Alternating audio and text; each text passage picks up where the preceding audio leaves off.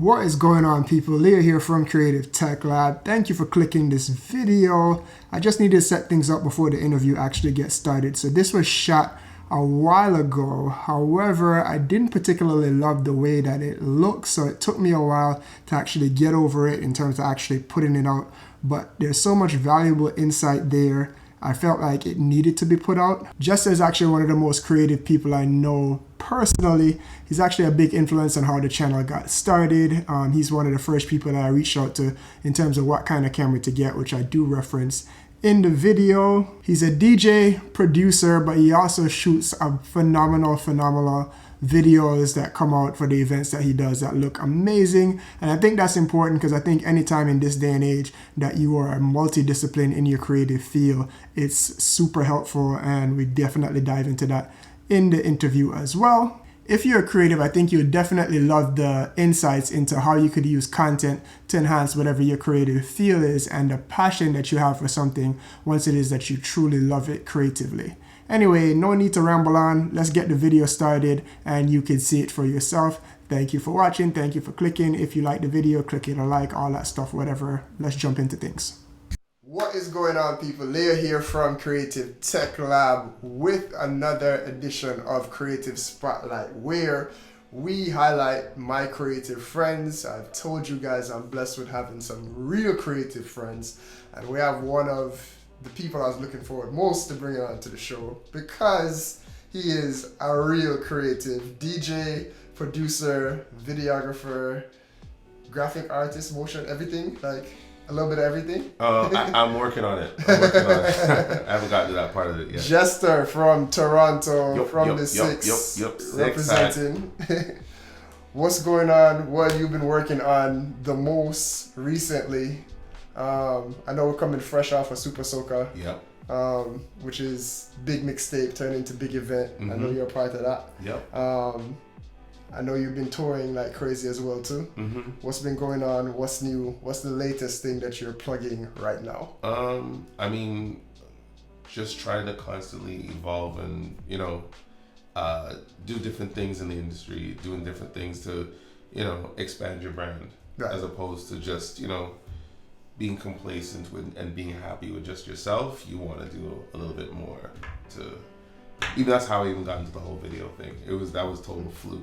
Well, I guess let's talk more about that, because of course you're mainly DJ, producer, and now I think if anybody's been following your story, or if you don't know the story, if you go to This Is Jester on Instagram right now, if you see the video work and the amount of content this man is putting out, like, how did we get there with the whole, like, you jumping into video and doing all those things? Well, I'm not going to take full credit. It's my video. I have a videographer in Toronto. His name is T Square Media. Right. And another guy actually by the name of P Plus. They both put me on to, they're like, you go to all these places, why don't you document them? And I'm like, honestly, to fly a videographer on top of yourself, it gets expensive for a promoter. So like, if you can't do it, then I would just shoot stuff myself. So I went through trial and error with a bag of cameras, and it just got,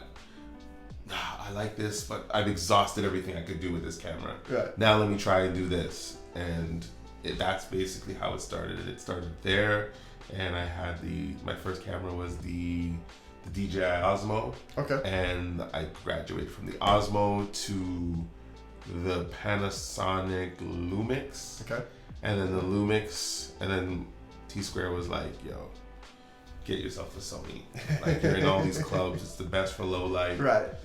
Get yourself a Sony. So I got myself, a Sony a6300, my first camera, and I loved it. Okay. Like my first Sony camera. Right. Loved it, and then it turned into, I got stupid nerdy, and I went and I just started YouTubing all these different videos, and I fell down that YouTube universe, and it just turned into what it is today. And even now, like, while other people are watching and researching, sports highlights or what's trending on YouTube, right?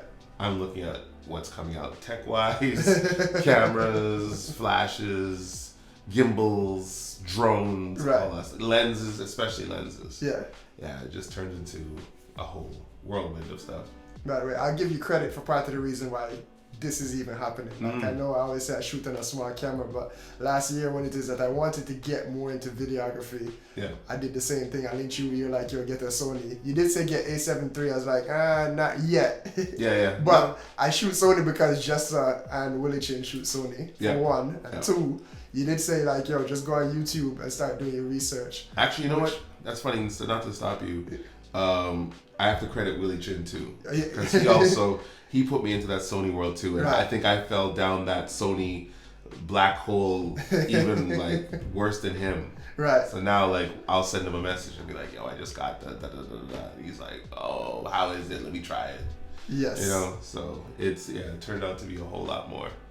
So one of the things I always want to touch on, for especially people that's multidiscipline creative wise, like, how do you feel that it enhances your role as a musician, DJ, producer, now that you're doing video? Do you feel like it helps, or does it feel like it takes away time-wise? I think it definitely helps, especially in this day and age where people's attention spans are so limited. They're no longer can you just post, an event flyer and say, this is where I'm playing, and expect people to gravitate to it. Right. If you post, something a little more creative, then they start to say, oh, and they watch a little more, and they might go back further and look at older stuff that you're doing, or they're anticipating your next whatever it is that you're doing. And they get to know more of your personality as well too, as that they're seeing a video, as opposed to just a photo or something along those lines. Yeah, it definitely enhances it. And for me, like, even when I make my video edits, I shoot the parties, or I shoot what I'm doing, and then I sit there and I literally make the bed for that event, so that you're getting a soundtrack to it. So it's not just I'm gonna take the hot song and put it here. No, I'm going to fuse a bunch of records together and make it into something. Make it so when the visuals and the sounds actually trigger your senses even more. So you're even more interested as to, oh, what is this? What did I miss? Right. You're asking all these questions. Yeah. So it definitely, it goes hand in hand. And even the way I edit the videos, like I chop a lot of the footage to the beats. So like you're seeing certain things like transitions and certain things that are happening in whatever the clip I'm editing at that particular moment in time. Yeah. I might take, if there's a snare or a stutter or hi-hats that are, especially with the trappy stuff, the hi-hats are like very aggressive. So I might take the video and adjust that, make it slow-mo, speed it up, speed ramp it, something to go with what's being played at that particular. So like the video is heightening all your senses. So you're feeling it, you're hearing it, you're seeing it. It's multisensory. Absolutely. Yeah. I mean, I definitely see it in your work. I feel like you have a leg up on most videographers because you are a DJ. I can always see I don't know if you see it while you're shooting it. Like sometimes, sometimes there might be a song that's playing at the party, and I'm like, I wonder if they ever thought of doing this to it. Right. And I might slow it down, I might speed it up, I might put something a little more, if it's reggae or soca or EDM, I might make it a little more aggressive, just so it goes somewhere, like it's taking you on a journey. That's what the party is. You're supposed to feel like you went somewhere, with whatever it is you're watching. Okay. I want to also kind of talk about like your level of discipline and the amount of content that you put out. So I guess first, where do you find the time to put out? You put out way more content than the average person, because it's not just, I know we're talking about the videos. You always have videos up in multi-format. You have the recaps, we have stories, you have the where it is that you're playing now. Those are always changing or whatever. And then you put out like you, DJ Crown Prince, Ryan, and even, put out the most mixes, at least what I listen to on a regular schedule. Right. You're putting out multiple mixes, you're putting out multiple videos. Like sometimes I'm like, is Jester sleeping? I get that a lot. But I think the moment you really love it, like you're gonna do everything to make sure that it's on a consistent level, and the level never drops. I think for me, like I always dedicate Mondays to doing my where I'm playing next. Okay. So every week I'll change it, take out a couple of events that passed already, so that they could see what's coming up for the future, right? I have that one because I'm like with Instagram stories. I wanted to make it. I didn't want it just to be like what I'm doing or a picture of my food or whatever. If I'm taking a picture of my food, it better look cool, you know, or I'm gonna make it look, you know, cool. Right. And there's tons of stuff that I have never released that I started editing it and I'm like, I don't really like it, you know. So it sat there like with most projects, right? Nothing's ever perfect. Right. You try to make it perfect. And then like for mixes, there might be a song that just comes out and I get inspired. Could be just one song. But I'll be honest with you. So when you're watching this video, like Super Soak has passed, right? And it was amazing. You'll see the video. But even for the day before Super Soak, I did a party in Toronto with Marshall Montano. Right. And as soon as I got home, the first thing is the discipline is not to let the footage sit on your camera. Right. You want it to be somewhere so that you can work on it, as opposed to just I'll do it tomorrow. Right. As soon as I got home, I was tired. Yeah. It rained, and the Raptors were playing that night, and we won. And going to the finals for the first time. But that's a whole other story. No, I dumped the footage off, and then I actually started making the bed. Yeah. While the Raptors were playing. I would go downstairs and in my little studio and make the bed in between timeouts and at halftime. Dope. And then I finished it at halftime. Put it together, loved it, and everything starts with the first clip. So once you have the first clip, you could tell the story from there. And I had the first couple of clips and then I put it down and I watched the rest of the game. And I had to be up to come to Super Soca I had to be at the airport like 4 a.m. Yeah. Checked in and I started editing before I boarded the plane. Right. And I started putting more clips together and listening to it come together. Slept the flights. I won't even lie. I was trying to put the video together on the flight. Right. I was just too tired. So between the two flights getting here, when I got here, I slept for a bit. And then I finished the video and then I uploaded it. Yeah. Color corrected it, everything, and then put it up. And if you really want something to happen, you'll do it. If you really love it. It's like a girl that you're talking to or not talking to and you're interested. And how badly do you really want to know her? How badly do you want to take her out? Right. Well, you're gonna do whatever it takes, you know. But I think that's a perfect behind the scenes in terms of the process. But I mean, there's days where, you know, I don't even lie. There was one I enjoyed the party so much, I literally built the bed in the car while going to another party. I had to play another party that day, so I'm building the bed for this one party, and I literally finished everything in the car on the way to the other party. I sat there because I knew I was there early before my set. Yeah. So I sat in the car and I finished everything one time. So it doesn't always work out that way because there's that much. It depends on, there's a lot of footage sometimes. But if it's something that you really want to get put out, then you're gonna do something about it. And I think everybody's kind of changed the game in terms of like a lot of people who you could tell the guys that really want it and that really love it because they're gonna do what it takes to excel their brand, expand their brand, and really, you know, put something together to attract people to them. Right. You know? I think everybody has the different ways of doing it. Not everybody's gonna pick up a camera and shoot the way that you shoot or whatever. But I think what's most important, or what I've seen, even in the growth of Jester, because I mean, it's not like you're new to the game, like you're still growing, and I think that's testament to your branding and putting out more content. Gary Vaynerchuk always talks about like for the next people of the future, regardless of what profession it is, like you need to be putting out content somewhere on the platform that resonates with your audience wherever they are, so you can control your story. And on top of that, it's not even just the audience that already follows you. You want the audience that's not following you, right? So to be interested, and that's one thing for me. Like it's funny. Like I can honestly say that there's people who have picked up a Sony camera because I said I was using a Sony, right? And I love that. I love that, and I will encourage them to shoot more. I will say this: don't just get a camera and pick up a camera because that's the in thing to do. Yeah. And you think, oh, it's just going to do itself. It's not. You have to.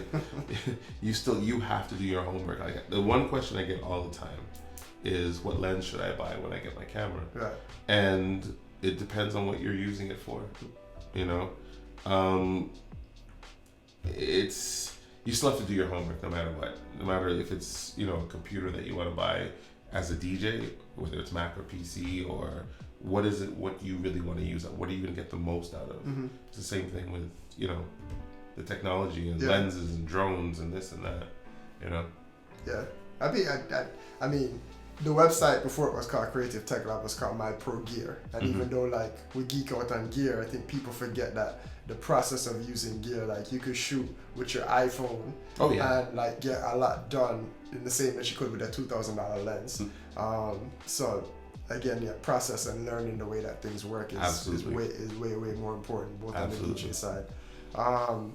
What else do we want to plug that's coming up that's next over these next few weeks? Might be a week before this one comes out. But I know what any new projects that you're working on.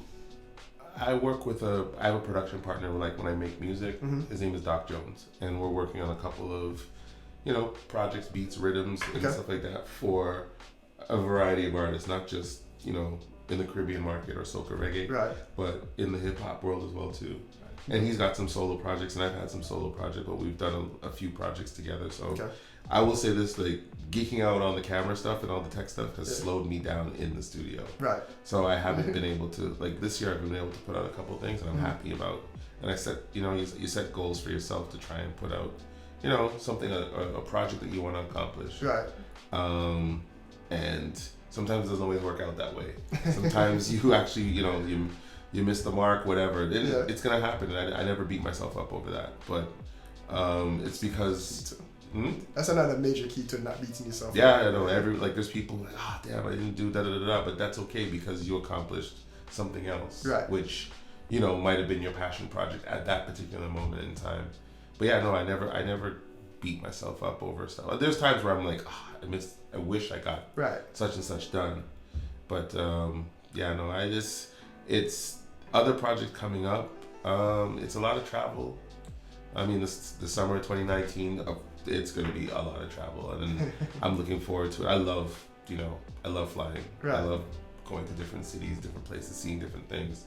And one thing I've said this year is to extend. Sometimes I want to extend my stay just a little longer, just so it's not just an in and out. There's so many places I've been and I've never seen those places. Right. Been to Grenada a billion times, never seen the island. Yeah. You know, that's crazy. Yeah, because you're going from plane, hotel, shower change, club, home, shower change, back to the airport, fly out. You didn't see the island. Nothing. You saw the island from the airport to your hotel, but you know you don't really see it. So I've been trying to do a little bit of that, extending my stays, staying maybe even if it's just a day longer, just to do something different. Right. I'm doing that. Yeah. Travel is always important, not just to creatives, but to everybody. Absolutely. And new experiences and enhancing everything else. I don't know what else I want to get into. I know new mixes. He said new music. Always look forward for new mixes. Always new mixes. This is Jester.com. But this is Jester everywhere, right? This is Jester on everything. Everything. On everything. He's my go-to on podcasts. Those mixes save lives, by the way. I told DJ Cromfrance in his episode, by the way, like my like workout depends on that. Mm-hmm. My life depends on my workout. I know I'm not the only person that says that. I actually get a lot of that too, where people say, you know, that they like it for their workouts, they like it for their trek to work, right?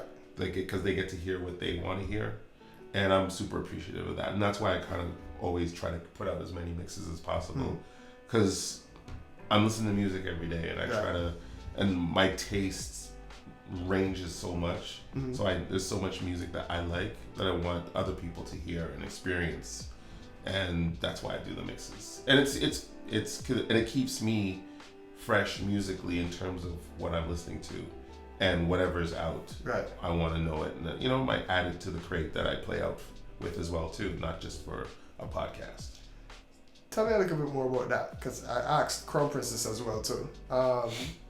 We don't need to say our ages or whatever. We've been in the game for a long time. I know a lot of DJs that's been in the game for a long time that kind of fell out of love with new music, and it kind of inhibits their career in a little bit, where I feel like you guys actually keep me young in the sense that I could pick up a Jester mix at any time, or a Crown Prince mix, or a Ryan mix, or whatever. I haven't been to the club in weeks, but I'm still fresh on music. How do you guys stay up on new good music and not like think that it's not be the old guy, the grumpy old man on the lawn? Yeah. No, I know exactly what you mean. You know what? I think about it this way.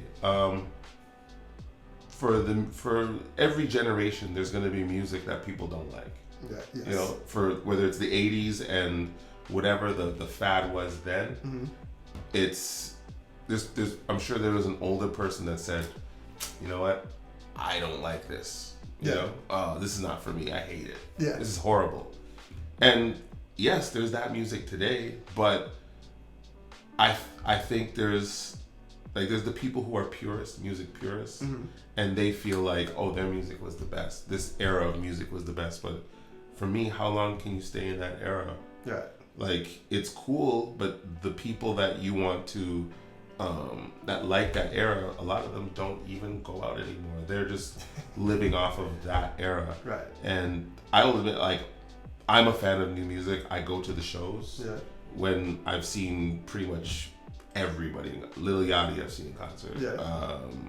Lil Uzi Vert, Killy, Drake, Future, and then a lot of the artists, like a lot of new artists like her. Yeah.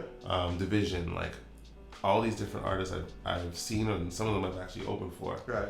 And for me, like, you're not gonna like everything. Yeah. You know.